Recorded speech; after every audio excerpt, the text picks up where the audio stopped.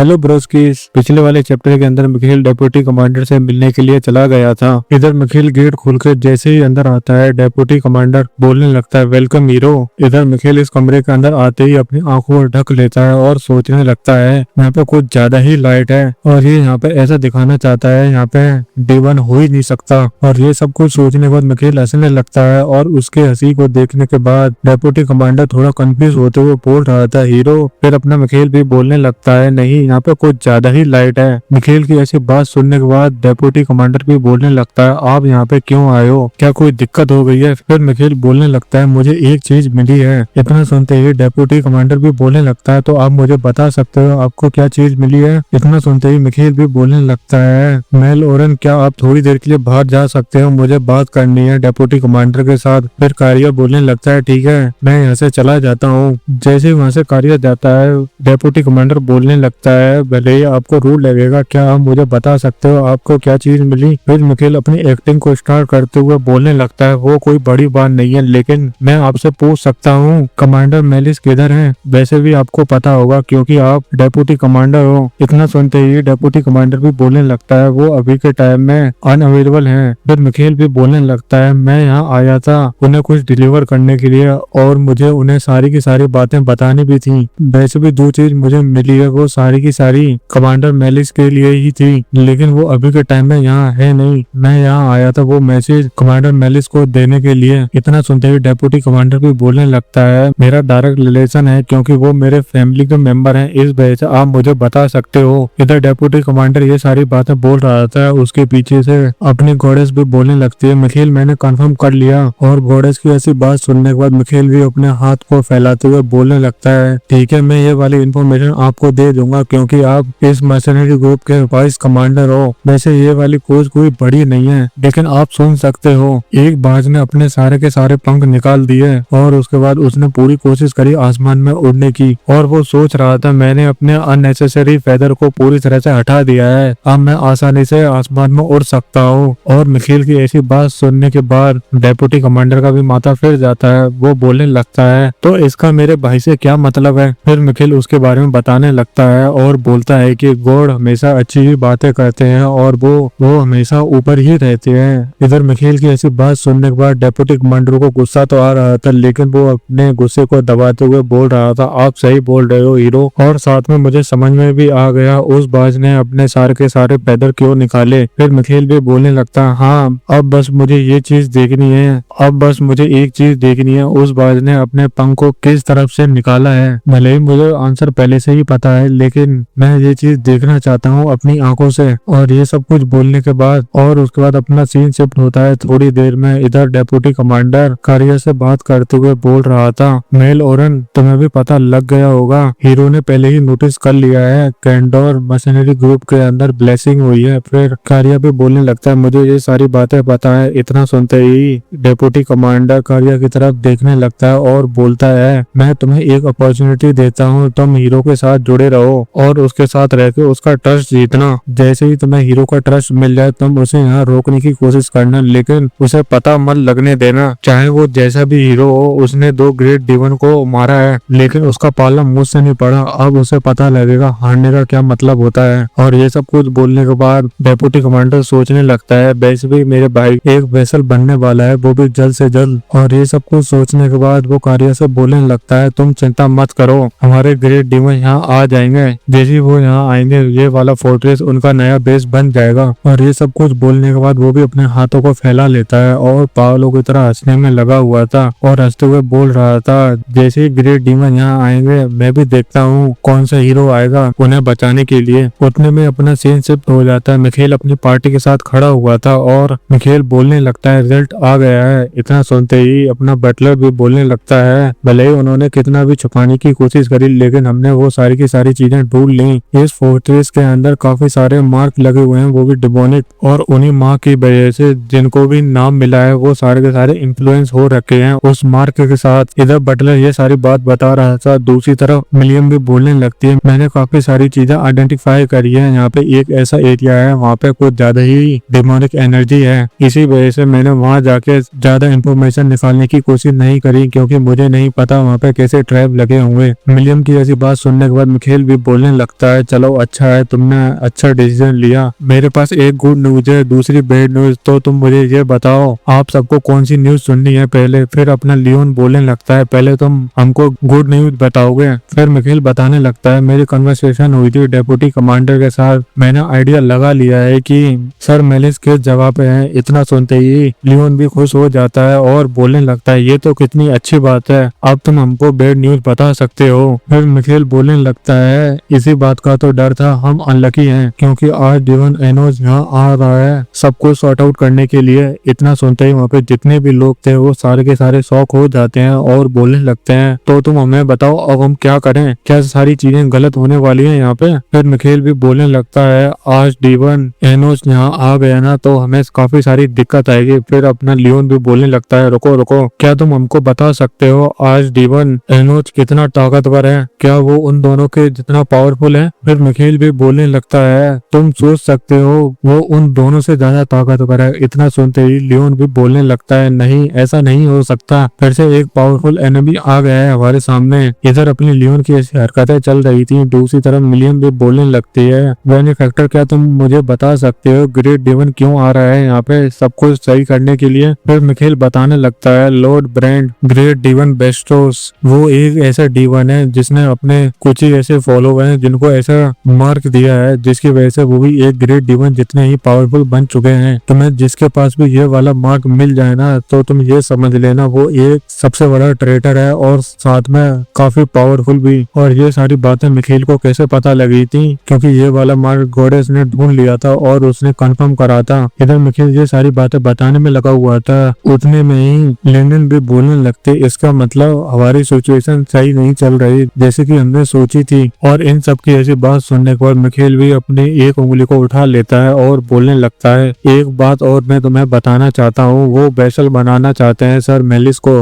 Vessel सब सुनते ही अपना बटलर भी बोलने लगता है यंग मास्टर आप बोल क्या रहे हो, क्या वो सर मेलिस को एक वेसल बनाना चाहते हैं। वो सारे के सारे कमीने सोच रहे हैं सर मेलिस की बॉडी का इस्तेमाल करके वो यहाँ पे एक ग्रेट डेमन लेके आ जाएंगे। फिर थोड़ी देर में वो सारे के सारे बोलने लगते हैं तो तुम हमको बताओ अभी हम क्या करें। वैसे भी वाइस कमांडर के हाथ में है सर मेलिस की लाइफ को क्योंकि उन्होंने उन पे एक सॉर्जरी कर रखी है, क्या तुम उनको बचा सकते हो बिना डेप्यूटी कमांडर को पता लगे। भले ही ये इम्पॉसिबल हो लेकिन आप कर सकते हो। इन सब की ऐसी बात सुनने के बाद मिखिल के चेहरे पे ऐसी आ जाती है, वो बोलने लगता है तुम सारे के सारे लोग कुछ ज्यादा ही सोचते हो, एक बार वो पूरी तरह से करप्शन से कंप्लीट हो जाए और वो कमीना उनकी बॉडी में आ जाएगा तो मैं उन्हें पूरी तरह से प्यूरिफाई कर सकता हूँ। लेकिन इसके अंदर एक ही दिक्कत है, इस चीज को प्यूरिफाई करने में मुझे काफी टाइम लगेगा लेकिन मुझे नहीं लगता कि सारे के सारे एनिमी मुझे ऐसा काम करने देंगे। पर मेरे पास एक अच्छा आइडिया है, पहले हम उनको फोर्स करेंगे जिसकी वजह से ब्रेजक बोर्ड में आ जाएं। फिर अपना सीन शिफ्ट हो जाता है सर मेलिस पे, वो वहाँ पे बना हुआ था और वो बोलने लगता है क्या मेरा अंत ऐसे ही होगा, क्योंकि मुझे लग रहा है कि मेरी स्ट्रेंथ और मेरी बॉडी धीरे धीरे करके खत्म हो रही है। और सर मेलिस की ऐसी बात सुनने के बाद आज डेवन भी पीछे से बोले जा रहा था तुम अपनी बॉडी को गिव अप कर दो, अगर तुमने एक बार अपनी बॉडी को मेरे लिए सरेंडर कर दिया तो मैं सारी की सारी चीजें इजी कर दूंगा। और उसकी ऐसी बात सुनने के बाद सर मेलिस भी बोलने लगता है हाँ मुझे भी लग रहा है कि मेरे पास कोई होप नहीं है, मुझे अपनी बॉडी को गिव अप करना ही पड़ेगा। उतने में वहाँ पे कोई छत तोड़ देता है, वो और कोई नहीं मोल था और वो बोलने लगता है मैंने तुम्हें ढूंढ लिया। और मोल को देखने के बाद मेलिस भी बोलने लगता है तुम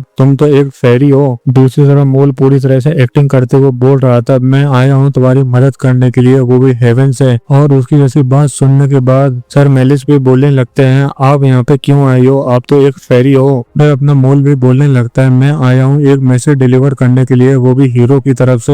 हीरो का सब सुनते ही मेलिस भी बोलने लगता है हीरो। और ये सब कुछ बोलने के बाद वो सोचने लगता है अगर ये एक फेरी है तो इसका मतलब इसे एक हीरो ने ही भेजा होगा, तो इसका मतलब एक होप है यहाँ पे। मैं यहाँ पे अपनी सारे के सारे स्ट्रेंथ को बचा कर रखूंगा चाहे कुछ भी हो जाए, मैं यहाँ पे वो सारे के सारे काम करूंगा जो कि मुझे ये फेरी बोलेगी। और ये सब कुछ सोचने के बाद सर मेलिस भी बोलने लगता है आप मुझे बता सकती हो सर हीरो ने मुझसे क्या करने के लिए बोला है। इतना सुनते ही मोल थोड़ी देर शांत रहता है, फिर अपनी उंगली उठाते हुए बोलने लगता है डिसअपियर। जैसे ही मोल डिसअपियर बोलता है दूसरी तरफ सर मेलिस की बॉडी भी शांत हो जाती है। उतने में अपना सीन शिफ्ट हो जाता है, इधर अपना लियोन भी बोलने लगता है सर मेलिस की बॉडी पहले से ही खराब है और तुम बोल रहे हो वो ब्रेजक हो जाए। फिर अपना मिखेल भी बोलने लगता है हाँ मैंने ऐसा ही बोला था, क्योंकि आज डीवन एनोस सर मेलिस की बॉडी को पूरी तरह से अपने लिए वेसल बनाना चाहता है। इसी वजह से मैंने ये बोला था अगर उनका वेसल 95% रहेगा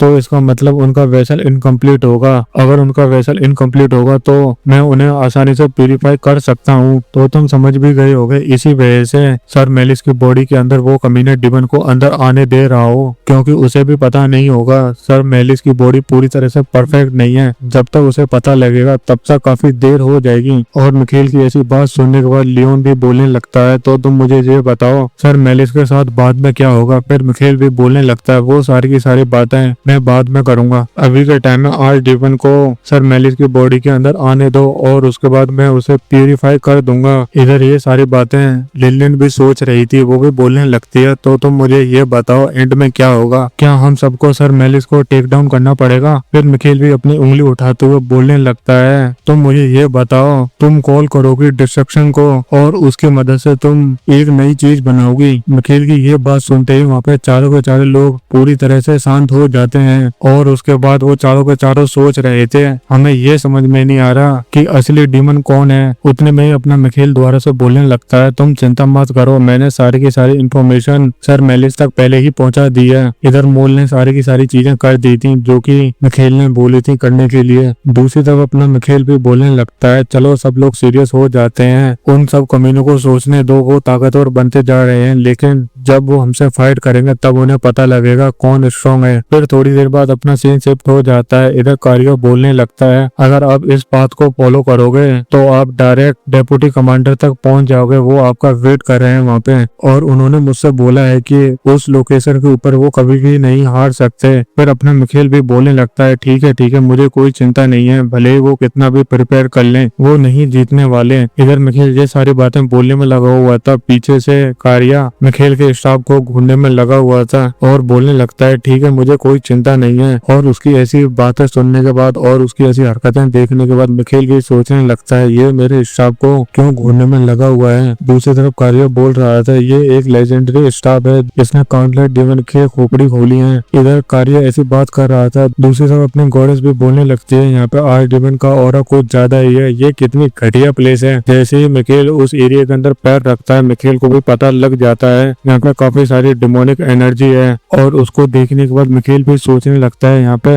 सच में कुछ ज्यादा ही डिमोनिक एनर्जी है और इन कमीनों ने यहाँ पे एक बैरियर भी बना रखा है। ये सोच रहे हैं एक सर्कल का मैजिक मुझे यहाँ रोक सकता है। उतने में वहाँ पे डेप्यूटी कमांडर आ जाता है, वो बोलने लगता है वेलकम हीरो। और डेप्यूटी कमांडर की आवाज सुनने के बाद मिखेल भी बोलने लगता है मैंने सुना है कि आपको मेरी हेल्प की जरूरत है, इस वजह से मैं यहाँ आया हूँ, तो आप मुझे बता सकते हो आपको क्या हेल्प चाहिए। उतने में कारियो पूरी तरह से तैयार था और वो सीधे अपने नाइफ से मिखेल पे एक अटैक कर देता है जिस वजह से मिखेल के मुंह से काफी ब्लड आ रहा था। और उसके बाद मिखेल भी बोलने लगता है कारिया तुमने ये सब कुछ क्यों करा। और ये सब कुछ बोलने के बाद मिखेल भी जमीन पर पड़ जाता है। जैसे ही मिखेल जमीन पर गिरता है इधर डेप्यूटी कमांडर पालो की तरह हंसने लगता है और बोलता है तुम भले ही कितने बड़े हीरो हो, तुम किसी भी इंसान के दिल को नहीं देख सकते उसके दिल के अंदर क्या है, और जिस डैगर से तुम्हें स्टैब करा गया है वो हमको एक ग्रेट डीमन ने दिया है, तो तुम चिंता मत करना, तुम इस स्टेप से मर के ही रहोगे चाहे तुम कुछ भी कर लो। फिर मिखेल भी अपने ब्लड के साथ बोले जा रहा था तुम मुझसे बोल रहे हो ये वाला डैगर तुमको आज डीवन एनोस ने दिया है क्योंकि उसने इस वाले डैगर को बनाने के लिए पूरी 1 सेंचुरी लगा दी थी। फिर डेप्यूटी कमांडर भी बोलने लगता है हाँ तुम सही बोल रहे हो। इतना सुनते ही मिखेल भी थैंक यू बोलने लगता है और खड़े होते हुए अपनी एक्टिंग को बंद करते हुए बोल रहा था तुम्हें मेरी एक्टिंग कैसी लगी, क्या तुम्हें अच्छी नहीं लगी। इधर कारिया भी बोल रहा था मैंने सारी चीजें ठीक करी है ना। दूसरी तरफ डेप्यूटी कमांडर भी बोलने लगता है ये इम्पॉसिबल है, मैंने चेक करा था वो भी अपनी आंखों से, कारिया के अंदर एक मॉन्स्टर था। फिर मिखेल उन दोनों सोल को बाहर निकालते हुए बोलने लगता है इनको तो मैं कभी भी निकाल सकता हूँ और किसी को भी दे सकता हूँ। और अपने साथी की ऐसी हालत देखने के बाद डेप्यूटी कमांडर भी बोलने लगता है क्या ये सारा बुरा काम तुमने करा था मेरे साथी के साथ, लेकिन लेकिन तुम काफी लेट हो गए हो हीरो, अब तुम मरोगे मेरे हाथों से। और तुम क्या सोच रहे हो, मैं यहाँ आया हूँ खाली हाथ? मुझे पहले ही पता था यहाँ पे कुछ ऐसा हो सकता है, इस वजह से मैं अपने साथ काफी सारे सबॉर्डिनेट लेके आया हूँ। ऊपर से मैंने यहाँ पे एक बैरियर भी लगा रखा है जिसके ऊपर होली पावर का कोई यूज नहीं होता। तुम यहाँ पे एक रेड हो जिसको यहाँ पे ट्रैप करा गया है। और उसकी ऐसी धमकी सुनने के बाद मिखेल भी बोलने लगता है ये घटिया धमकी किसी और को जाके देना। उतने में ही मिखेल के पीछे से एक ब्लास्ट हो जाता है और उस ब्लास्ट को देखने के बाद डेप्यूटी कमांडर भी बोलने लगता है ये साउंड मुझे ऐसा क्यों लग रहा है वहाँ पे सेक्रीफाइस दिया जा रहा है। उतने में मिखेल भी अपने हाथ को ऊपर बढ़ा लेता है और बोलने लगता है सारी की सारी चीजें सही टाइम पर हो रही हैं। और ये सब कुछ बोलने के बाद मिखेल भी सोचने लगता है मैं तुम्हें अपॉर्चुनिटी देता हूँ, तुम सारे के सारे एनिमी खत्म कर सकते हो। और ये सब कुछ सोचने के बाद मिखेल भी बोलने लगता है तुम्हारा कार्मा तुम पे भारी पड़ेगा डेप्यूटी कमांडर। और ये सब कुछ बोलने के बाद मिखेल भी अपने स्पेल को कास्ट कर देता है और मिखेल अपने लेब्रिंथ की मदद से वहाँ पे एक ब्लास्ट कर देता है। और उस ब्लास्ट को देखने के बाद डेप्यूटी कमांडर भी बोलने लगता है ये पावर तो मिस मिलियम की है। इधर मिलियम आ चुकी थी इन सबसे फाइट करने के लिए। इधर मिलियम भी बोलने लगती है मेरे बेटे मुझे पता है तुम मेरे इस वाले रूप को पसंद नहीं करते। इतना सुनते ही कारिया भी पुरानी यादों को याद करने लगता है जब उसकी मदर उसको खींच के लेकर जाती थी बैटलफील्ड के अंदर। उस टाइम तो कारिया समझ नहीं पाता था लेकिन अब वो बड़ा हो गया है। वो बोलने लगता है मदर मैं सारी चीजें समझ गया, चलो हम दोनों साथ चलते हैं। और अपने बेटे की मुस्कान को देखने के बाद मिलियम भी बोलने लगती है ठीक है। और उसके बाद वो मिखेल से भी बोलने लगते हैं हीरो तुम यहाँ से जा सकते हो, मैं यहाँ पे जजमेंट कर दूंगी। फिर अपना मिखेल भी बोलने लगता है ये सारी चीजें मैं तुम पे छोड़ के जाता हूँ। और इन सबकी ऐसी बात सुनने के बाद डेप्यूटी कमांडर भी गुस्से में बोलने लगता है हीरो तुम कहाँ जा रहे हो। उतने में मिलियम भी अपनी स्वॉर्ड को उठा लेती है और बोलने लगते है तुमने अपनी ह्यूमैनिटी को गिव अप कर दिया है। उतने में ही दूसरी तरफ से डेप्यूटी कमांडर भी बोलने लगता है जो भी तुम्हारे रास्ते में आएगा उन सबको जान से मार दो। ये ऑर्डर मिलते ही उसके सारे के सारे मशीनरी तैयार हो जाते हैं मिलियम पे अटैक करने के लिए। दूसरी तरफ मिलियम भी तैयार थी एक अटैक करने के लिए और वो बोलने लगती है ट्रेटर डेप्यूटी कमांडर तुम क्या सोचते हो तुम यहाँ से इतनी आसानी से जा सकते हो, मैं तुम्हें जजमेंट दूंगी। और ये सब कुछ बोलते हुए वो एक पर्पल कलर का मीटियोर बनाने में लगी हुई थी। जैसे ही उसका मीटियोर पूरी तरह से कंप्लीट होता है वो उसके छोटे छोटे टुकड़े करके उन सब मशीनरी पे एक बार में ही अटैक कर देती है। और उन अटैक को अपनी तरफ आता हुआ देख वो सारे के सारे मशीनरी कुछ नहीं कर पाते। उतने में ही अपना सीन शिफ्ट हो जाता है काइंड ऑफ फोर्ट्रेस पे। वहाँ पे किसी ने अटैक कर दिया था और वो अटैक और किसी ने नहीं सर मेलिस ने करा था। उस पे पूरी तरह से आर्चडीमन आ चुका था और अपनी ऐसी हालत देखने के बाद मेलिस बोलने लगता है ये क्या हो रहा है मेरी बॉडी के साथ, क्या मैं मर गया, इस वजह से मेरी आत्मा बाहर आ गई है। फिर मोल भी बोलने लगता है नहीं। और ये सब कुछ बोलने के बाद वो पुरानी बातों को याद करने लगता है जब वो अपनी बॉडी से बाहर आया था। वो सोच रहा था ये क्या हो गया मेरी बॉडी के साथ, क्या मैं अपनी बॉडी से अलग हो गया हूँ। नहीं मुझे लग रहा है कि हीरो ने मेरी बॉडी से मेरा माइंड अलग कर दिया है। और ये सब कुछ सोचने के बाद सीन प्रेजेंट के अंदर आ जाता है। प्रेजेंट के अंदर मेलिस बोल रहा था मेरी रैम्पेज वाली बॉडी यहाँ पे कोई ऐसा नहीं है जो कि इसको टेक डाउन कर सके।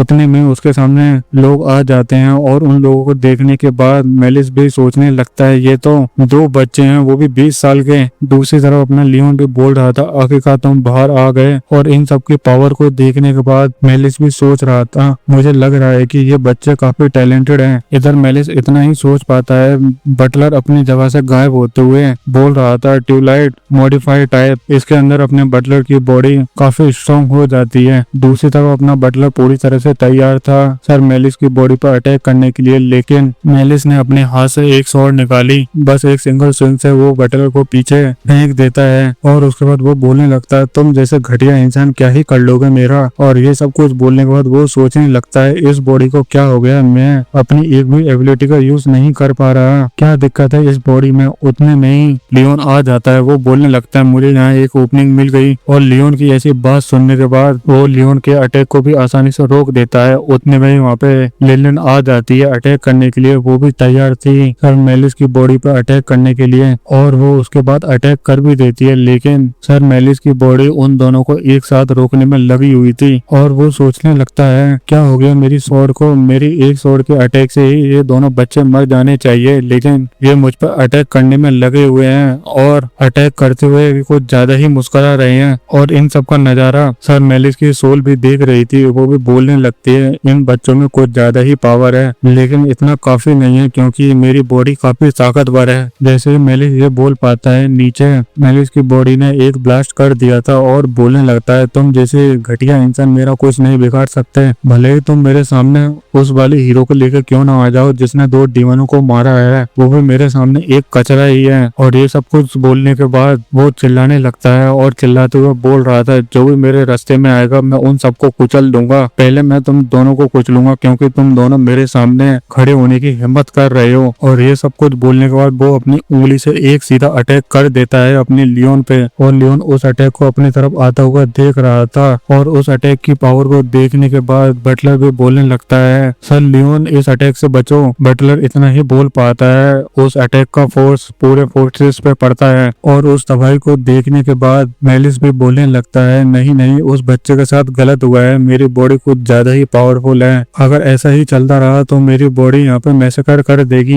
मैं नहीं चाहता ऐसा हो। उतने में ही मोल भी बोलने लगता है, तुम चिंता मत करो, वो यहाँ आ गया है। फिर मेलिस भी बोलने लगता है, कौन आ गया यहाँ पे। इतना सुनते ही मोल भी मुस्कुराने लगता है और नीचे लियोन के चारों तरफ से रोशनी बाहर आ रही थी। और लियोन भी सोच रहा था, मैं कैसे बच गया इस अटैक से। और इस अटैक से और किसी ने नहीं, अपने खेल नहीं बचाया था, वो आ गया था बैटलफील्ड के अंदर। और ये वाला चैप्टर भी यहीं खत्म होता है। वीडियो अच्छी लगे तो लाइक करो, कमेंट करो एंड सब्सक्राइब भी करो।